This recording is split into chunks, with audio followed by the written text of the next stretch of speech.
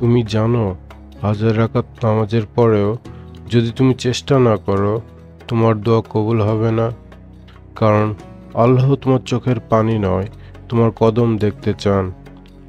অনেকে ভাবে, যখন সব কিছু তাকদিরে লেখা, তখন আবার আমি চেষ্টা করি কেন? আল্লাহ তো আগেই লিখে রেখেছেন আমি কি পাবো, কি হারাবো। তাহলে আমি চেষ্টা করে লাভ কি? শোনো ভাই, তাকদির কখনো অলস হবার অজুহাত না। তাকদির মানে তুমি ফলাফল আল্লাহর হাতে ছেড়ে দাও, কিন্তু চেষ্টা করাটা তোমার ঈমানের পরীক্ষা। আল্লাহ কখনো বলেননি তুমি চুপচাপ বসে থাকো। তিনি বলেন, তোমরা চেষ্টা করো, আমি তোমাদের পথ দেখাবো। ইবনে কাইম রহমতুল্লাহ আলাইহি ওয়াসাল্লাম বলেছিলেন, চেষ্টা ছাড়া দোয়া হলো ফসল না বপন করে ফল চাওয়ার মতো। মুসা আলাইহিসসালাম, সামনে বিশাল সমুদ্র, পেছনে ফেরাউনের সৈন্যবাহিনী।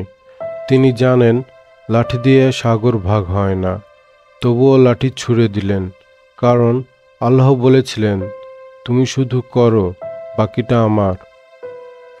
ইব্রাহিম আলাইহিসসালাম আগুনে ঝাঁপ দিলেন, জানেন আগুনে পোড়ায়, তবুও ঝাঁপ দিলেন, কারণ তার বিশ্বাস ছিল আগুনে পোড়ায় না যদি আল্লাহ না চান।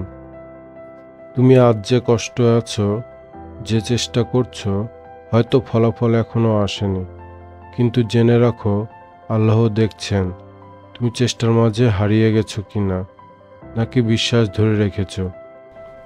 তাকদীর তোমার নিয়ন্ত্রণে না, তোমার নিয়ন্ত্রণে শুধু তোমার নিয়ত। তুমি শুধু চেষ্টা করো, জয় হবে কি না সেটা আল্লাহ ঠিক করবেন। ভাই, তোমার জীবনে এমন সময় কি এসেছিল যখন মনে হয়েছে দোয়া হচ্ছে না, চেষ্টা ব্যর্থ? কমেন্টে লিখে ফেলো, আমরা সবাই মিলে তোমার জন্য দোয়া করব, ইনশাআল্লাহ।